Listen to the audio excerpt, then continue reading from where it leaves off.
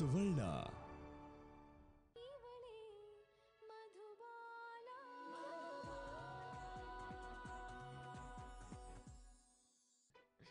ನೋಡು ಸಂಜು, ನಾವಿಬ್ರು ಮದುವೆ ಆಗ್ತಿದೀವಿ. ಇನ್ಮೇಲಾದ್ರೂ ಈ ಮೇಡಮ್ ಗೀಡಮ್ ಅಂತ ಕರಿಯೋದ್ ಬಿಟ್ಟು ಪ್ರೀತಿಯಿಂದ ಸೋನು ಅಂತ ಕರಿ, ಇಲ್ಲ ಅಂದ್ರೆ ಡಾರ್ಲಿಂಗ್ ಅಂತ ಕರಿ. Okay darling, no problem. ನೋಡು ಸಂಜು, ಇಷ್ಟು ದಿನ ಅಂತೂ ನನ್ನ ಲೈಫಲ್ಲಿ ನೆಮ್ಮದಿ ಖುಷಿ ಕಾಣಲಿಲ್ಲ. ಅಟ್ಲೀಸ್ಟ್ ಇನ್ನು ಮುಂದೆನಾದರೂ ನಾವಿಬ್ರು ಹ್ಯಾಪಿ ಆಗಿರಬೇಕು. ಈ ಸಂಜು ಅಂದ್ರೆ ಖುಷಿ ಡಾರ್ಲಿಂಗ್. ನಾನೊಂಥರ ಹ್ಯಾಪಿನೆಸ್ ಬ್ರ್ಯಾಂಡ್ ಅಪೋಸಿಟ್ ಇದ್ದಂಗೆ. ನೋಡ್ತಾ ಇರ, ಇನ್ ಮುಂದೆ ನೀನ್ ಹೇಗಿರ್ತೀಯ ಅಂತ. ಕ್ವೀನ್ ತರ ಇರ್ತೀಯ. ಥ್ಯಾಂಕ್ಸ್ ಕಣೋ. ಲೈಫಲ್ಲಿ ಒಂದ್ಸಲ ದುಡ್ಕಿ ದೊಡ್ಡ ತಪ್ಪು ಮಾಡಿಬಿಟ್ಟೆ, ಮತ್ತೆ ಆ ತಪ್ಪು ಆಗಬಾರ್ದು ಅಷ್ಟೆ. ಮೊದಲೆಲ್ಲ ಕೃಷ್ಣನು ತುಂಬ ಪ್ರೀತಿಯಿಂದನೇ ನೋಡ್ಕೊಳ್ತಿದ್ದ, ಆಮೇಲೆ ಅವ್ನಿಗೇನಾಯ್ತು ಅಂತಾನೆ ಗೊತ್ತಿಲ್ಲ. ನೋಡು ಡಾರ್ಲಿಂಗ್, ಆಗಿದ್ದೆಲ್ಲ ಕೈಘಟನೆ ಅಂತ ಮರ್ತು ಬಿಡು. ಹಳೆದನ್ನೆಲ್ಲ ತಲೆಯಲ್ಲಿ ಇಟ್ಕೋಬೇಡ, ರಿಲ್ಯಾಕ್ಸ್. ನಾನು ಕೃಷ್ಣನ ಜೊತೆ ಸ್ವಲ್ಪ ದಿನ ಇದ್ದೆ, ಒಂದಷ್ಟು ದಿನ ಅವನ ಜೊತೆ ಸಂಸಾರ ಮಾಡಿದ್ದೆ ಅಂತ ನಿಂಗೇನು ಬೇಜಾರಿಲ್ಲ ತಾನೆ? ಹಾಗೆಲ್ಲ ಇದ್ದಿದ್ರೆ ನಾನು ನಿನ್ಗೆ ಯಾಕೆ ಪ್ರಪೋಸ್ ಮಾಡ್ತಿದ್ದೆ ಡಾರ್ಲಿಂಗ್? ಪ್ರೀತಿಗೆ ಯಾವ್ದು ಬೌಂಡ್ರಿನೂ ಇಲ್ಲ. ಆಗೊಮ್ಮೆ ಬೌಂಡ್ರಿ ಇಟ್ಕೊಂಡು ಪ್ರೀತಿಸಿದ್ರೆ ಅದು ಪ್ರೀತಿ ಅನ್ಸಲ್ಲ. ಎಲ್ಲರ ಬದುಕಲ್ಲೂ ಆ ಥರದೊಂದು ಆಗಿರುತ್ತೆ. ಕೆಲವ್ರ ಬದುಕಿಗೆ ಕ್ರಿಕೆಟ್ ಟೆಸ್ಟ್ ತರ 2 ಇನ್ನಿಂಗ್ಸ್ ಇರುತ್ತೆ. ಎಲ್ಲದಕ್ಕಿಂತ ಅಲ್ಟಿಮೇಟ್ ಬದುಕಲ್ವಾ? ನೀ ನಂಗೆ ಇಷ್ಟ ಆಗೋದು ನೀನು ಈ ಥಿಯರಿಗಳಿಂದನೇ ಸಂಜು. ನಿಜ ಹೇಳ, ನನಗೆ ನಿನ್ನ ಮೇಲೆ ಲೈಟಾಗಿ ಕ್ರಶ್ ಇತ್ತು. ಆದರೆ ಕೃಷ್ಣನ ಮೇಲಿನ ಪ್ರೀತಿ, ಅಮ್ಮನ ಮೇಲಿನ ಭಯಕ್ಕೆ ಹೇಳ್ಕೊಳಕ್ಕಾಗಲಿಲ್ಲ ಅಷ್ಟೇ. ಈ ಬದುಕು ಅನ್ನೋದು ಹಾಗೆ ಸೋನು. ಇಲ್ಲಿ ಸಣ್ಣ ಸಣ್ಣ ಸಂಗತಿನೂ ಎಂಜಾಯ್ ಮಾಡ್ತಾ ಇರಬೇಕು. ನಾವು ಎಷ್ಟು ವರ್ಷ ಬದುಕ್ತೀವಿ ಅಂತ ಯಾರಿಗೂ ಗೊತ್ತಿಲ್ಲ. ಬದುಕಿರೋ ಅಷ್ಟು ದಿನ ಹ್ಯಾಪಿ ಆಗಿರಬೇಕು. ಕೊರಗ್ತಾ ಬೇಜಾರು ಮಾಡ್ಕೊಂಡು ಬದುಕಬಾರ್ದು ಅನ್ನೋದೇ ಈ ಸಂಜು ಥಿಯರಿ. ಹೌದು, ಮದುವೆ ಆದಮೇಲೆ ನಾವಿಬ್ರು ಎಲ್ಲಿರೋದು? ಇಷ್ಟು ದಿನ ಏನೋ ಅಮ್ಮನ ಮನೆ ಇತ್ತು, ನಿನಗೂ ಒಂದು ಕೆಲಸ ಅಂತಿತ್ತು. ಆದರೆ ಇನ್ನು ಮುಂದೆ ಅಮ್ಮ ನಮ್ಮನ್ನ ಇಲ್ಲಿಗೆ ಸೇರಿಸ್ತಾಳೆ ಅಂತ ಯಾವ ನಂಬಿಕೆನೂ ಇಲ್ಲ. ಆಮೇಲೆ ನೀನೇನು ಮಾಡ್ತೀಯಾ? ನಾವಿಬ್ರು ಸೇರಿ ಒಂದು ಮನೆ ಮಾಡೋಣ. ನಾನು ಯಾವ್ದಾದ್ರು ಕೆಲಸ ಹುಡುಕ್ತೀನಿ. ಹೇಗಿದ್ರು ನಾವಿಬ್ರು ದುಡಿತಾ ಇದೀವಲ್ವಾ, ಆರಾಮಾಗಿರೋಣ ಬಿಡು. ನೋಡು ಸಂಜು, ನಾನು ಇನ್ಮೇಲೆ ಜಾಸ್ತಿ ದಿನ ಕೆಲ್ಸಕ್ಕೆ ಹೋಗಲ್ಲ. ಮದುವೆ ಆಗಿ ಲೈಫ್ ಒಂದು ಹಂತಕ್ಕೆ ಬರೋವರೆಗೂ ಮಾತ್ರ ಕೆಲ್ಸಕ್ಕೆ ಹೋಗ್ತೀನಿ. ಆಮೇಲೆ ಮನೆ ಗೃಹಿಣಿಯಾಗಿ, ಮಗುಗೆ ತಾಯಿಯಾಗಿ ಮನೇಲಿ ಆರಾಮಾಗಿರ್ತೀನಿ. Okay darling, no problem. ನಾನಿನ್ನು ಐರಾವತದಲ್ಲಿ ಕೂರಿಸ್ತೀನಿ ಅಂತ ಹೇಳ್ತಾ ಇಲ್ಲ. ಆದರೆ ನಿನ್ನ ಹೊಟ್ಟೆ ಬಟ್ಟೆಗೆ ಏನು ತೊಂದರೆ ಆಗದೆ ಇರೋ ರೀತಿ ನೋಡ್ಕೊಳ್ಳೋ ಜವಾಬ್ದಾರಿ ಈ ಸಂಜುದು. ಎಷ್ಟಿದೆಯೋ ಅಷ್ಟರಲ್ಲಿ ಖುಷಿಯಾಗಿ ಬದುಕೋಣ. ನಮ್ಮ ಮದುವೆ ಎಲ್ಲ ಮುಗಿದ್ಮೇಲೆ ನಿಮ್ಮ ಅಮ್ಮನ ಜೈಲಿಂದ ಬಿಡಿಸ್ಕೊಂಬೋಣ. ಅವ್ರ ಕಾಲಿಗೆ ಬಿದ್ದು ಆಶೀರ್ವಾದ ತಗೊಳ್ಳೋಣ. ಒಪ್ಕೊಂಡ್ರೆ ಒಪ್ಕೊಳ್ತಾರೆ, ಇಲ್ಲ ಅಂದ್ರೆ ಇಲ್ಲ. ಅಯ್ಯೋ, ಕೃಷ್ಣ ಫೋನ್ ಮಾಡ್ತೀಯಾನೆ, ರಿಸೀವ್ ಮಾಡ್ಲಾ ಬೇಡ್ವಾ? ರಿಸೀವ್ ಮಾಡಿ ಮಾತಾಡು. ಅವನೇ ನಿನ್ನ ಹೆಣ್ಮಿನಾ? ಹಾಯ್ ಸೋನಿಯಾ, ಹೇಗಿದ್ಯಾ? 6ಕ್ಕೆ ಹೆಚ್ಚಿಲ್ಲ, 3ಕ್ಕೆ ಇಳ್ದಿಲ್ಲ. ಏನು ವಿಷಯ ಹೇಳು?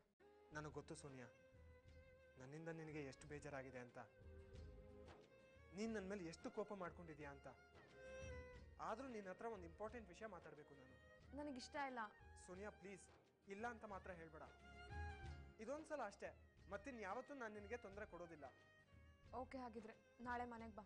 ಸರಿ, ಹಾಗಿದ್ರೆ ನಾಳೆ ಬೆಳಗ್ಗೆ 9 ಗಂಟೆಗೆ ಬರ್ತೀನಿ. ಕೃಷ್ಣ ನಾಳೆ ನನ್ನ ಮೀಟ್ ಮಾಡಕ್ಕೆ ಬರ್ತಾನಂತೆ. ಮೀಟ್ ಮಾಡಿ ಎಲ್ಲ ವಿಷಯನೂ ಹೇಳ್ಬಿಡು.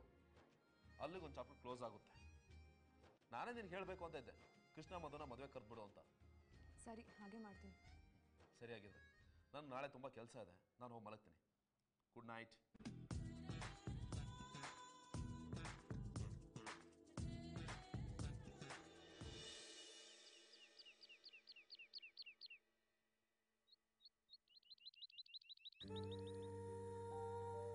ಬಾ ಕ್ರಿಶ್, ನೀನು ಬರ್ತೀಯ ಅಂತಾನೆ ಕಾಯ್ತಾ ಇದ್ದೆ. ಏನು ವಿಷಯ ಇವತ್ತು? ನಿನಗೆ ನಮ್ಮನೆ ದಾರಿ ನೆನಪಾಗ್ಬಿಟ್ಟಿದೆಯಲ್ಲ. ಇಷ್ಟು ದಿನ ನಾನಾಗ ಮನೆಗೆ ಕರೆದ್ರೂ ಬರ್ತಿರ್ಲಿಲ್ಲ, ಇವಾಗ ನೀನಾಗ ನೀನೇ ಫೋನ್ ಮಾಡ್ಕೊಂಡು ಬಂದಿದ್ಯಾ. ಹೌದು ಸೋನಿಯಾ, ಒಂದು ಇಂಪಾರ್ಟೆಂಟ್ ವಿಷಯ ಮಾತಾಡಬೇಕಿತ್ತು. ನನ್ನ ಹತ್ರ ಇಂಪಾರ್ಟೆಂಟ್ ವಿಷಯನಾ? ಅದೇನಪ್ಪ? ಅಂದ್ಹಾಗೆ ಅದೇನೋ ಮನೆ ಬಿಟ್ಟು ಹೋಗಿದ್ಯಂತೆ.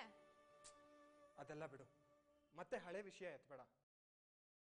ಹಳೆ ವಿಷಯ ಎಲ್ಲ ಎತ್ಬೇಡ ಅಂದ್ರೆ ಹೇಗೆ ಕ್ರಿಶ್? ಸಂಬಂಧ ಅನ್ನೋದು ಬಳಸಿ ಬಿಸಾಡೋ ವಸ್ತು ಅಲ್ಲ, ಅಥವಾ ಜೀವ ಇಲ್ದಿರೋ ವಸ್ತು ಕೂಡ ಅಲ್ಲ. ನನಗೆ ಗೊತ್ತು ಸೋನಿಯಾ, ನನ್ನಿಂದ ನಿನಗೆ ಎಷ್ಟು ಬೇಜಾರು ಹರ್ಟ್ ಆಗಿದೆ ಅಂತ. ಅದಕ್ಕೆ ಸಾಂತ್ವನ ಹೇಳಕ್ ಬಂದ್ಯಾ ಈಗ? ಅಥವಾ ಮತ್ತೆ ನನ್ನ ತಂಟೆಗೆ ಬರಬೇಡ ಅಂತ ಬುದ್ಧಿವಾದ ಹೇಳಕ್ ಬಂದಿದ್ಯಾ? ಎರಡಕ್ಕೂ ಅಲ್ಲ. ಹಾಗಿದ್ರೆ ಅದೇನ್ ಮೂರನೇ ವಿಷಯ? ನೋಡು ಸೋನಿಯಾ, ನೀನಿನ್ನು ನನಗೋಸ್ಕರ ಕಾಯೋದ್ರಲ್ಲಿ ಯಾವುದೇ ಅರ್ಥ ಇಲ್ಲ. ಬಲವಂತವಾಗಿ ನನ್ನ ಕಷ್ಟಗೊಳ್ಳೋದಕ್ಕೆ ಆಗಲ್ಲ ಅಂತ ನಿನಗೆ ಈಗಾಗಲೇ ಅರ್ಥ ಆಗಿದೆ ಅಂದ್ಕೊಂಡಿದ್ದೀನಿ. ಅದಕ್ಕೆ ನಾನು ನನ್ನ ದಾರಿ ನೋಡ್ಕೊಂಡಿದ್ದೀನಿ ಕ್ರಿಶ್. ನಾನು ಅದನ್ನೇ ಹೇಳಕ್ಕೆ ಬಂದಿದ್ದೀನಿ. ನೋಡು, ನಾನು ನಿನಗೋಸ್ಕರ ಒಬ್ಬ ಹುಡುಗನ್ನ ಹುಡುಕಿದ್ದೀನಿ. ನೀನು ಅವನ್ನ ಮದುವೆಯಾಗಿ ಇನ್ಮೇಲೆ ಆರಾಮಾಗಿದ್ಬಿಡು.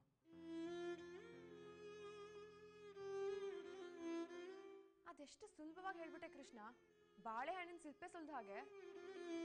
ನೀನ್ ಮೊದ್ಲೆಲ್ಲ ಏನ್ ಹೇಳ್ತಿದೆ ಅಂತ ನೆನ್ಪಿದ್ಯಾ ನಿಂಗೆ? ಕ್ರಿಶ್, ಜೀವನ ಅನ್ನೋದು ಎಷ್ಟು ಸಣ್ಣದಲ್ವಾ?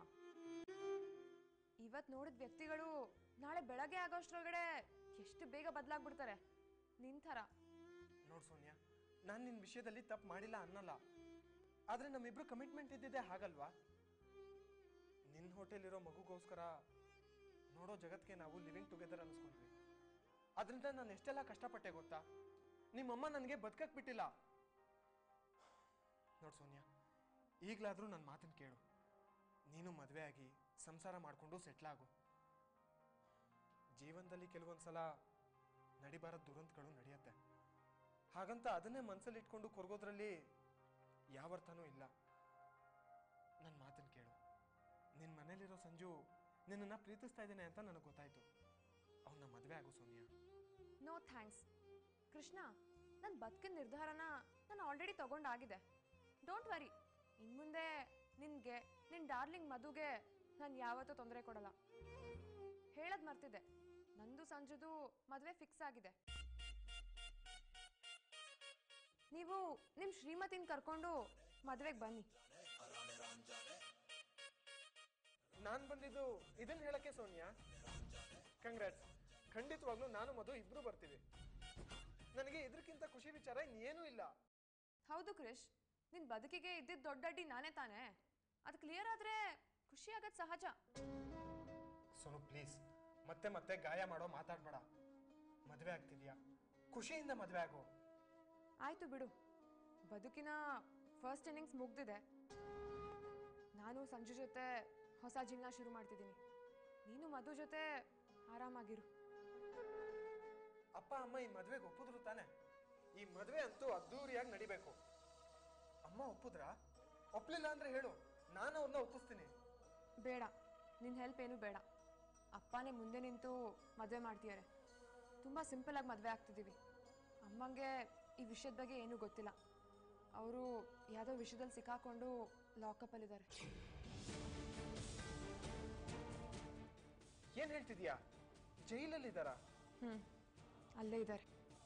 ನಿನ್ ಮದ್ವೆಗೆ ಬೇಲ್ ಕೊಡ್ಸಿ ಕರ್ಕೊಂಡ್ ಬರ್ತೀನಿ ಬಿಡು. ಪ್ಲೀಸ್ ಕೃಷ್ಣ, ಅಮ್ಮ ಬಂದ್ರೆ ಈ ಮದ್ವೆ ನಡೆಯಕ್ ಬಿಡಲ್ಲ. ಎಲ್ಲ ಹುಡುಗಿರ್ಗೂ ತನ್ನ ಮದ್ವೆಲಿ ತನ್ನಮ್ಮ ಜೊತೆಗಿರ್ಬೇಕು ಅಂತ ಆಸೆ ಇರುತ್ತೆ. ಆದ್ರೆ ನನಗೆ ಆ ಯೋಗನೇ ಇಲ್ಲ. ಹೋಗ್ಲಿ ಬಿಡು ಸೋನಿಯಾ, ಯಾಕೆ ಬೇಜಾರು ಮಾಡ್ಕೋತೀಯ?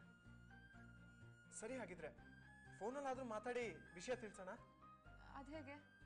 ನನ್ಗೆ ಯಾರೋ ಗೊತ್ತಿದ್ದಾರೆ, ಒಂದ್ ನಿಮಿಷ ಇರು.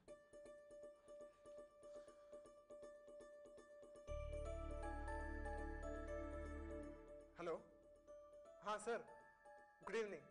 ನಾನು ಕೃಷ್ಣ. ಹಾಂ ಸರ್. ಹಾಂ ಮೇಡಮ್, ನಿಮಗೊಂದು ಕಾಲ್ ಇದೆ, ಮಾತಾಡ್ಬಿಟ್ಟು ಬೇಗ ಫೋನ್ ಕೊಡಿ.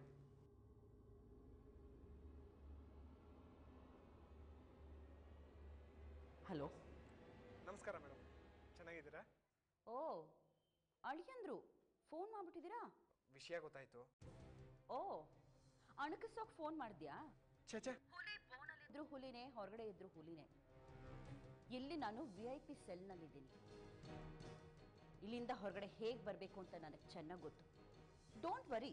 ಛೇ, ಹಾಗಲ್ಲ ಮೇಡಮ್, ನಿಮಗೆ ಒಂದು ಸಂತೋಷದ ಸುದ್ದಿ ಕೊಡೋದಕ್ಕೆ ಫೋನ್ ಮಾಡಿದೆ. ಏನು, ನಿಂದು ಮದುವೆ ಡಿವೋರ್ಸ್ ಆಯ್ತಾ? ಅಲ್ಲ, ನಿಮ್ಮ ಮಗಳು ಸೋನಿಯಾ ಮದುವೆ. ಅದಕ್ಕೆ ವಿಷಯ ತಿಳಿಸೋಣ ಅಂತ ಫೋನ್ ಮಾಡಿದೆ. ಅಂತೂ ಮನಸ್ಸು ಬದಲಾಯಿಸ್ಬಿಟ್ಟೆ ಅನ್ನು? ನನ್ನ ಜೊತೆ ಅಲ್ಲ ಮೇಡಮ್, ಸಂಜು ಜೊತೆ ಸೋನಿಯಾ ಮದುವೆ ನಡೀತಿದೆ. ನೀವು ಅಲ್ಲಿಂದನೇ ಆಶೀರ್ವಾದ ಮಾಡಿ. ನೀವು ಹೊರಗೆ ಬಂದ್ಮೇಲೆ ಗ್ರ್ಯಾಂಡಾಗಿ ರಿಸೆಪ್ಷನ್ ಮಾಡೋಣ. ಏನೋ ಹೇಳ್ತಾ ಇದ್ಯಾ ಇಡಿಯಟ್? ಎಲ್ಲರೂ ಸೇರ್ಕೊಂಡಲ್ಲಿ ಏನ್ ಮಾಡ್ತಾ ಇದ್ದೀರಾ? Hello hello hello madam, hello. ಓ, ಏನ್ ನಡೀತಿದೆ ಅಲ್ಲಿ? ಹೇಗಾದ್ರೂ ಮಾಡಿ ಹೊರಗಡೆ ಹೋಗೋಣ ಅಂದ್ರೆ ಯಾರು ನನ್ನ ಸಹಾಯಕ್ಕೆ ಬರ್ತಾ ಇಲ್ಲ. ಓ ಗಾಡ್! ಅಮ್ಮ ಏನಂದ್ರು? ಏನೋ ಹೇಳ್ತಿದ್ರು, ಅಷ್ಟರಲ್ಲಿ ಕಟ್ ಆಯ್ತು. ಹೋಗ್ಲಿ ಬಿಡು, ಅವ್ರು ಹೊರಗೆ ಬಂದ್ಮೇಲೆ ರಿಸೆಪ್ಷನ್ ಎಲ್ಲ ಮಾಡೋಣ. ಸರಿ ಸೋನು, ನನಗೆ ಟೈಮ್ ಆಯ್ತು, ನಾನು ಹೊರಡ್ತೀನಿ. ನಾನು ಮಧು ಖಂಡಿತವಾಗ್ಲೂ ನಿಮ್ಮ ಮದುವೆಗೆ ಬರ್ತೀವಿ. ಏನಾದರೂ ಬೇಕಿದ್ರೆ ಫೋನ್ ಮಾಡು. ಬಾಯ್.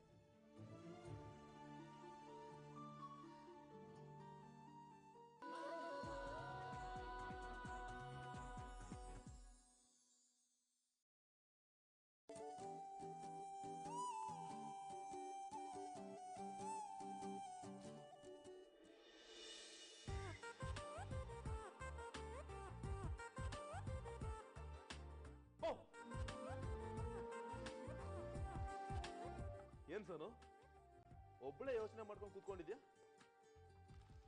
ಪರ್ಚೇಸಿಗೆ ಬಾ ಅಂದ್ರೆ ಬರ್ಲಿಲ್ಲ, ಒಬ್ಬನೇ ಹೋಗಿ ಎಲ್ಲ ತಂದಿದ್ದೀನಿ.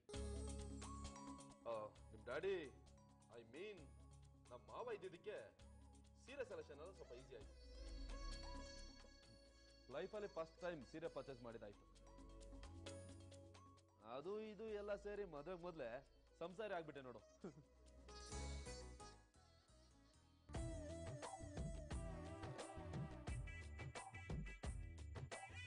ಹೇಗಿದೆ ಸೆಲೆಕ್ಷನ್?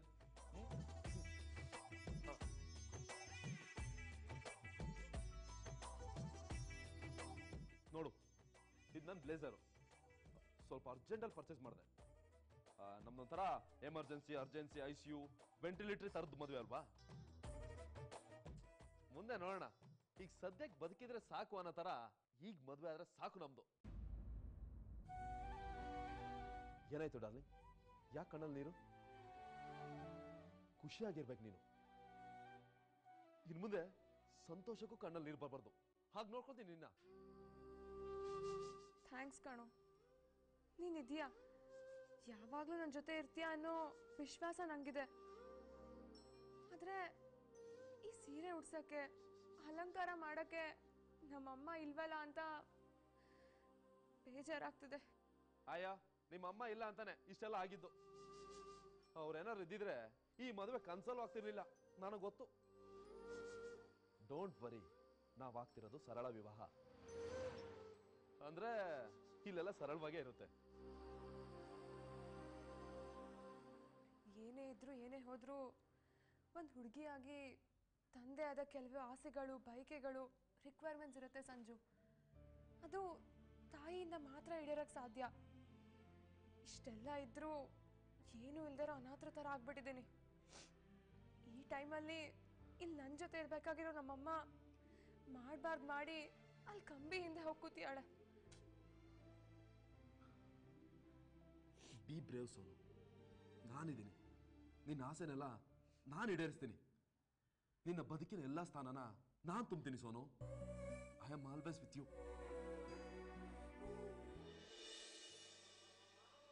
ಸೋನಿಯಾ ಅವರೇ, ನೀವು ಕೊನೆಗೂ ಮದುವೆಗೆ ಒಪ್ಕೊಂಡ್ರಲ್ಲ ಅಂತ ನನಗೆಷ್ಟು ಖುಷಿ ಆಗ್ತಿದೆ ಗೊತ್ತಾ? ಮದುವೆ ಅನ್ನೋದು ಪ್ರತಿ ಹೆಣ್ಣಿನ ಬದುಕಲ್ಲಿ ಒಂದು ದೊಡ್ಡ ಕನಸು. ಇನ್ನು ಮುಂದೆ ನೋಡ್ತಾ ಇರಿ ನಿಮ್ಮ ಬದುಕಲ್ಲಿ ಎಷ್ಟು ಬದಲಾವಣೆ ಆಗುತ್ತೆ ಅಂತ. ಸಾರಿ ಮಧು, ನನ್ನಿಂದ ನನಗೆ ತುಂಬ ತೊಂದರೆ ಆಗೋಯ್ತು.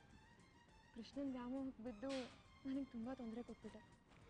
ಪರವಾಗಿಲ್ಲ ಬಿಡಿ ಸೋನಿಯಾ ಅವರೇ, ಈಗಲಾದರೂ ನೀವು ಎಲ್ಲನೂ ಅರ್ಥ ಮಾಡಿಕೊಂಡು ಬದಲಾದ್ರಲ್ಲ, ಅಷ್ಟು ಸಾಕು ನನಗೆ. ಇನ್ನು ಮುಂದೆ ನೀವು ನಿಮ್ಮ ಗಂಡನ ಜೊತೆ ಸಂತೋಷವಾಗಿರಬೇಕು ಅನ್ನೋದೇ ನನ್ನ ಆಸೆ. ಖಂಡಿತ ಮಧು, ಈ ಮದುವೆಯಲ್ಲಿ ನಿಮ್ಮ ಪ್ರಯತ್ನನೂ ತುಂಬಾ ಇದೆ. ನೀನು ಹೇಳಿದ್ಮೇಲೆ ನಾನು ಯೋಚನೆ ಮಾಡಿದೆ. ನಿಜ ಮಧು, ನನಗೂ ನನ್ನದೇ ಆದ ಬದುಕು, ಮನೆ, ಮಕ್ಕಳು, ಸಂಸಾರ ಇದೆಲ್ಲ ಇರಬೇಕು. ಆಗಲೇ ಜೀವನ ಕಂಪ್ಲೀಟ್ ಆಗೋದು. ನೋಡಿ ಸೋನಿಯಾ ಅವರೇ, ಹಳೇದನ್ನೆಲ್ಲ ಮರೆತು ನೀವು ಹೊಸ ಜೀವನಕ್ಕೆ ಕಾಲಿಡ್ತಾ ಇದ್ದೀರಾ ಇವತ್ತು. ಇನ್ನು ಮುಂದೆ ನೀವು ಹಳೇದನ್ನೆಲ್ಲ ನೆನಪಿಸ್ಕೊಂಡು ನೋವು ಪಡಬಾರ್ದು. ಅದಕ್ಕೆ ನೀವತ್ತು ನಂಗೆ ಪ್ರಾಮಿಸ್ ಮಾಡಬೇಕು, ಯಾವತ್ತೂ ಖುಷಿಯಿಂದ ಇರ್ತೀರಾ ಅಂತ. ಖಂಡಿತ ಮಧು, ಐ ಪ್ರಾಮಿಸ್ ಯು. ನಡೀರಿ. ನೋಡಿ ಸಂಜು, ಸೋನಿಯಾ ತುಂಬ ಒಳ್ಳೆ ಹುಡುಗಿ, ಆದರೆ ಅವಳಿಗೆ ಮೆಚುರಿಟಿ ಇಲ್ಲ ಅಷ್ಟೇ. ಬದುಕು ಅಂದರೆ ಏನು ಅಂತ ಅವಳು ಇನ್ನೂ ಅರ್ಥ ಮಾಡ್ಕೊಂಡಿಲ್ಲ. ಎಷ್ಟೇ ಆದರೂ ಅಮ್ಮನ ಮುದ್ದಿನಲ್ಲಿ ಬೆಳೆದವಳು. ಸ್ಟಾರ್ಟಿಂಗಲ್ಲಿ ನಿನಗೆ ಅವಳ ಜೊತೆ ಬದುಕೋದಕ್ಕೆ ಸ್ವಲ್ಪ ಕಷ್ಟ ಆಗ್ಬೋದು, ಆದರೆ ಯಾವುದೇ ಕಾರಣಕ್ಕೂ ಅವಳ ಮನಸ್ಸಿಗೆ ನೋವು ಕೊಡಬೇಡ. ಅವಳು ಒಂಥರ ಮಗು ಇದ್ದ ಹಾಗೆ. ಈಗ ಒಂಥರ ಇದ್ರೆ ಇನ್ನೊಂದು 10 ನಿಮಿಷಕ್ಕೆ ಇನ್ನೊಂದು ಥರ ಇರ್ತಾಳೆ. ಬ್ರದರ್, ಈ ಸಂಜೆ ಬಗ್ಗೆ ಗೊತ್ತಲ್ಲ, ಏನೇ ಆದ್ರೂ ತಲೆ ಕೆಡ್ಸ್ಕೊಳ್ಳೋಣಲ್ಲ. ಜಾಲಿ ಜಾಲಿ.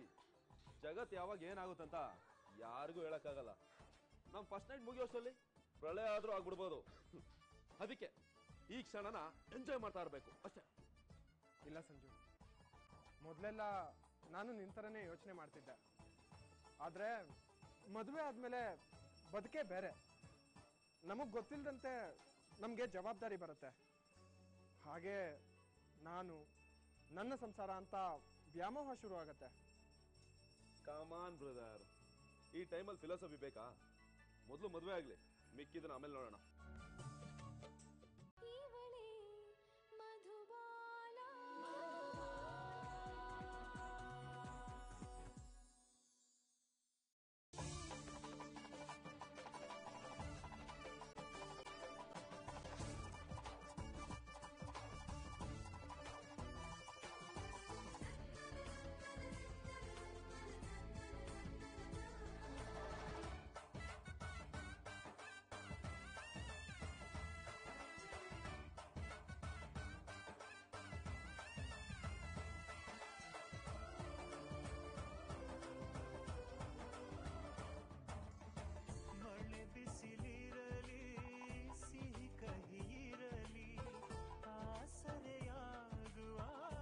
ಒಳ್ಳೇದಾಗ್ಲಿ, ಇಬ್ಬರಿಗೂ ಒಳ್ಳೇದಾಗ್ಲಿ. ಅಂತೂ ಇಂತೂ ನಮ್ಮಿಬ್ಬರು ಮಕ್ಕಳ ಜೀವನನೂ ಸೆಟ್ಲ್ ಆಗೋಯ್ತು. ಇನ್ನು ನಾನು ಆರಾಮಾಗಿ ನಿದ್ದೆ ಮಾಡ್ಬೋದು ನೋಡು.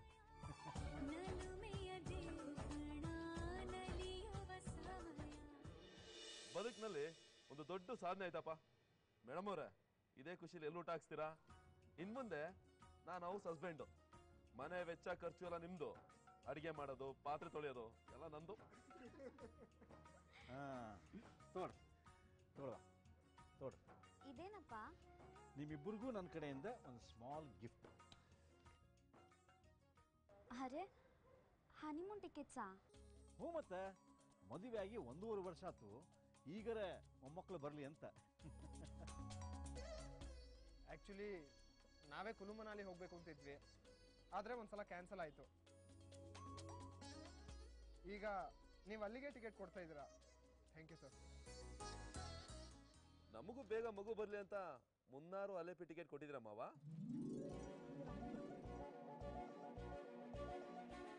ಹಾಂ, ಖುಷಿಯಾಗಿ ಹೋಗ್ಬರ್ರಪ್ಪ. ಯಾವಾಗಲೂ ಸುಖವಾಗಿರ್ರಿ, ಅದ ನನ್ನ ಆಸೆ. ಗಡಿ ತನಕ ನೀವು ಯಾವಾಗಲೂ ನಕ್ಕೋತಾ ಇರ್ಬೇಕು. ಇಷ್ಟು ದಿವಸ ಹತ್ತಿದ್ದು ಸಾಕು. ನೀವೇನು ಚಿಂತೆ ಮಾಡಬೇಡಿ ಅಪ್ಪ. ರಾಯರ ಕೃಪೆಯಿಂದ ಎಲ್ಲ ಒಳ್ಳೇದೇ ಆಗಿದೆ. ಇನ್ನು ಮುಂದೇನೂ ಒಳ್ಳೇದೇ ಆಗುತ್ತೆ. ಸರಿ ಮಧು, ನಾವಿನ್ನು ಹೊರಡೋಣ. ಊರಿಗೆ ಬೇರೆ ಹೋಗಬೇಕು. ಗಂಟೆ 8 ಆಯ್ತಲ್ಲ. ಮದುವೆ ಊಟ ಮಾಡ್ಕೊಂಡೋಗಿ. ಪರವಾಗಿಲ್ಲ, ಇನ್ನೊಂದಿನ ಬರ್ತೀವಿ. ಸರಿ, ಹಾಗಿದ್ರೆ ನಮ್ಗಿನೇನು ಕೆಲಸ ಇಲ್ಲಿ, ನಾವು ಹೊರಡೋಣಪ್ಪ. ಗಾಡಿ ಸ್ಟಾರ್ಟ್ ಮಾಡ್ರಿ. ನಡ್ರಿ. ರೀ, ಅಂತೂ ಎಲ್ಲರೂ ಬದುಕು ಒಂದು ಹಂತಕ್ಕೆ ಬಂತು ಅಲ್ವಾ? ಬರಲೇಬೇಕು ಮಧು. ಬದುಕು ಯಾವತ್ತೂ ನಿಂತು ನೀರಾಗಿರಬಾರ್ದು, ಹರಿಯೋ ನದಿ ಆಗಿರಬೇಕು. ಹಿಂದೆ ತಿರುಗಿ ನೋಡ್ದಂತೆ ಮುಂದೆ ಹೋಗ್ತಾ ಇರಬೇಕು. ನದಿಯಂತೆ ಅಬ್ಬರಿಸಿ, ಜಲಪಾತವಾಗಿ ಧುಮುಕಿ, ಪ್ರಶಾಂತವಾಗಿ ಸಮುದ್ರ ಸೇರಬೇಕು.